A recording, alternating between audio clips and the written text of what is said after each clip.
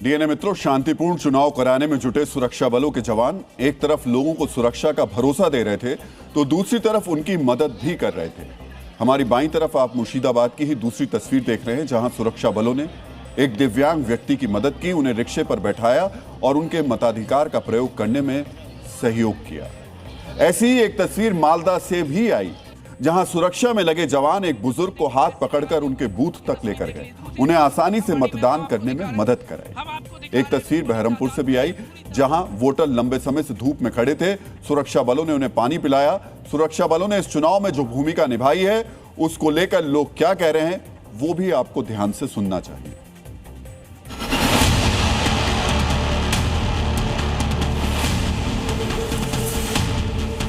पश्चिम बंगाल में पहले चरण के चुनाव में केंद्रीय आधा सेना आज बिल्कुल अनसंग हीरो की तरह काम कर रहे हैं।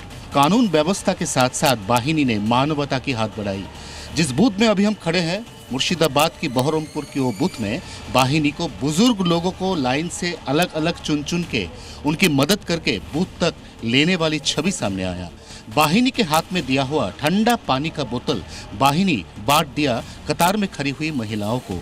जा रहा है आ रहा है, लोग को टैकल कर रहा है, ये बहुत अच्छा कर रहा है। टैकल के साथ साथ क्या सहायता भी कर रहे हैं? हाँ, हेल्प कर रहे हैं। हाँ बहुत। 10 में कितने नंबर देंगे वाहिनी? 10 में 9, 10 में 10। 10 में 10 देंगे। मैं आपको अच्छी तस्वीर दिखा देता हूँ। यही वो जवान है जिनसे दूसरी जगह लोग भिड़ रहे हैं, वही जवान देखिए कैसे पकड़कर वोटिंग कराने के लिए ले जाते नजर आ रहे हैं। ये जवान व्यवस्था संभाले हुए हैं, ये वोट करा रहे हैं, मतदान करा रहे हैं। मतदान कराते हुए ये तस्वीर देख लीजिए। मित्रों, सुरक्षा बल के जवान एक तरफ वोटर की मदद कर रहे थे तो दूसरी तरफ सेंट्रल फोर्स के यही जवान हिंसा करने वालों पर नजर भी रख रहे थे। हथियारों से लैस सुरक्षा कर्मियों ने जिस तरह लोगों को आश्वस्त किया और हिंसक प्रवृत्ति के लोगों पर नजर रखी, उससे हिंसा में काफी कमी आई। आज हम बंगाल से आई हिंसा की तस्वीरें देख रहे थे, गिनती कर रहे थे। हमें सिर्फ 5-6 घटनाएं ऐसी दिखी, जबकि पहले के चुनाव में हिंसक घटनाओं की संख्या कभी 50 तो कभी 500 या उससे भी ज्यादा होती थी। मित्रों, इस बार वीरभूम में पुलिस की गाड़ी पर हमले की कोशिश हुई। मुर्शिदाबाद के नौदा और डोमकल में भी वोटिंग के दौरान हंगामा हुआ। नौदा में कुछ लोगों ने बम फेंकने की कोशिश की। आसनसोल पर बीजेपी के कार्यकर्ताओं पर हमला किया गया। कुमारगंज के बीजेपी उम्मीदवार शुभेंदु सरकार के साथ मारपीट की गई। मालदा के हरिश्चंद्रपुर विधानसभा में 2 बूथों पर हंगामा हुआ। हुमायूं कबीर के काफिले पर हमला हुआ। पूरे दिन में यही 5-6 बड़ी घटनाएं हुई। मित्रों, हिंसा की एक भी घटना जायज नहीं है, लेकिन ये भी स्याह सच है कि हर चुनाव में हिंसा की कुछ घटनाएं होती है। लेकिन इस बार बंगाल में जो हिंसा हुई वो 2021 की तुलना में काफी कम है। आप उसे आटे में नमक के बराबर भी कह सकते हैं। आप इसे बंगाल में चुनावी हिंसा के रिकॉर्ड को देखते हुए नाम मात्र की हिंसा भी कह सकते हैं। ऐसा क्यों? इसके लिए हम कुछ पुरानी घटनाएं आपको याद दिलाना चाहेंगे। मेरी बाईं तरफ ममता बनर्जी की जो तस्वीर आप देख रहे हैं वो 2021 की है। ममता बनर्जी नंदीग्राम से चुनाव लड़ रही थी। वोटिंग के दिन जब वो एक बूथ पर पहुंची तो हंगामा हो गया। हंगामा इतना ज्यादा हो गया कि 2 घंटे तक वो वहीं फंसी रहीं। बड़ी संख्या में केंद्रीय बलों और पुलिस के पहुंचने के बाद उन्हें वहां से सुरक्षित निकाला जा सका। मित्रों, आज भी नंदीग्राम में चुनाव हुआ, लेकिन हिंसा की वैसी तस्वीर नहीं आई जैसी 2021 में आई थी। 2021 में पूर्वी मिदनापुर के नंदीग्राम में भारी तनाव था। ममता बनर्जी घायल हो गई थी, लेकिन इस बार शांतिपूर्ण मतदान हुआ। पश्चिमी मेदिनीपुर में भी पिछले चुनाव में भारी हिंसा हुई थी, लेकिन इस बार वहां पर अपेक्षाकृत शांति रही।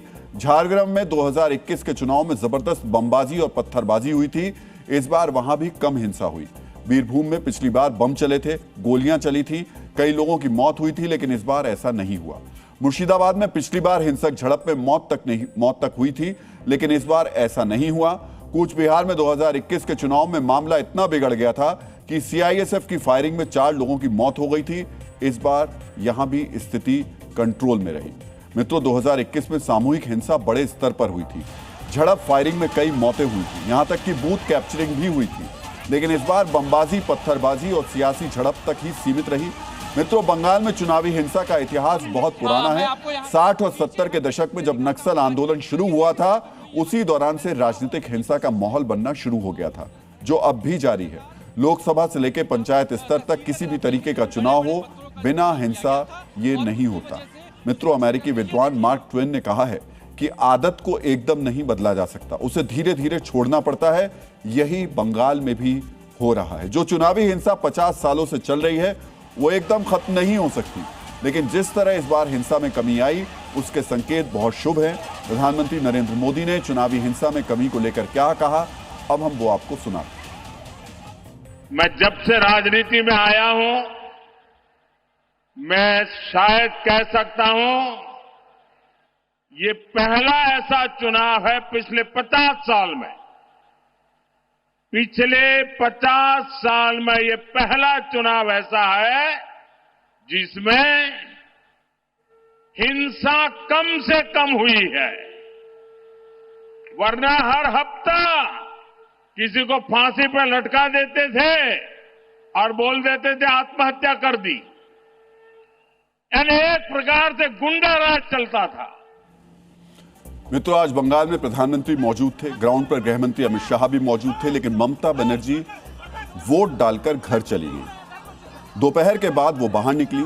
3 बजे के करीब उन्होंने कोलकाता की सड़कों पर रोड शो किया। इस दौरान उन्होंने कहा ये जो बम्पर वोटिंग हुई है वो SIR के खिलाफ हुई है। ममता बनर्जी ने कहा कि TMC फिर से जीतेगी।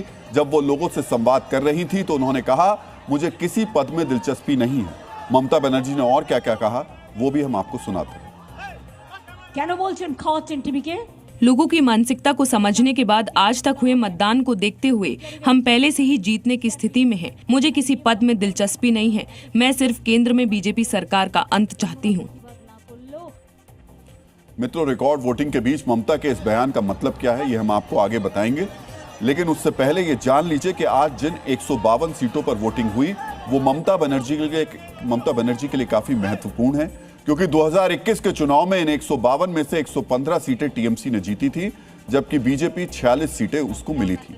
दक्षिण बंगाल में TMC ने लगभग क्लीन स्वीप किया था, लेकिन इस बार जिस तरीके की वोटिंग हुई है उसका संकेत ममता बनर्जी के लिए अच्छा नहीं है।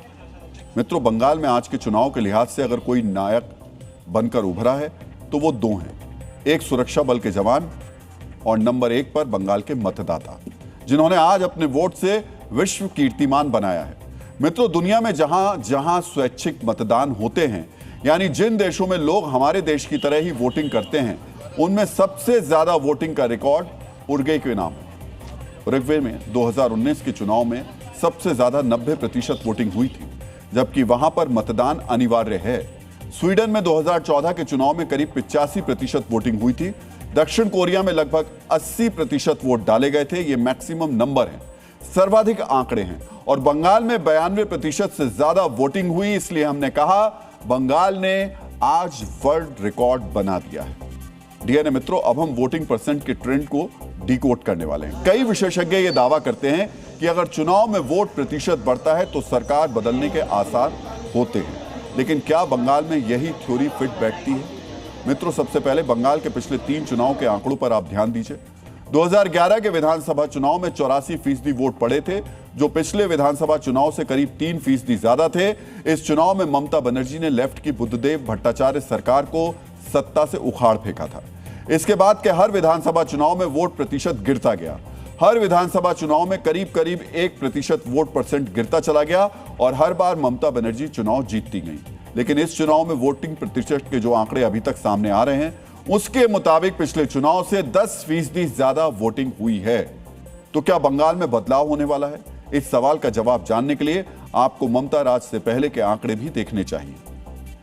पश्चिम बंगाल में लेफ्ट के शासनकाल में जो 7 चुनाव हुए, उसमें अगर हम देख लें तो वोटिंग परसेंटेज क्या क्या रहा, यह भी आप देखिए। 1977 में 56%, CPM जीती चुनाव। 82 में 76%, 20% बढ़ा, लेकिन फिर भी CPM के हाथ में ही सत्ता रही। 87 में 78%, 2% बढ़े, लेकिन CPM के हाथ में सत्ता। 1991 में 77%, 1% ये मतदान कम हुआ, लेकिन CPM ही सरकार ही बनाई।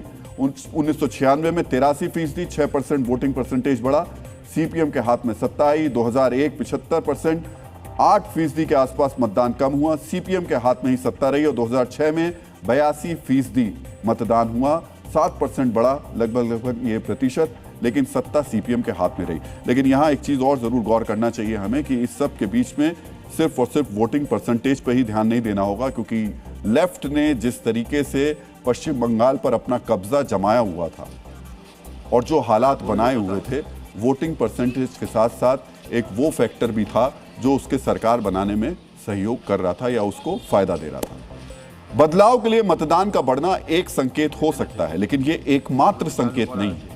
परिणाम इस पर भी निर्भर करते हैं कि किस वर्ग के लोग वोट डाल रहे हैं, किस मुद्दे पर वोट डाल रहे हैं।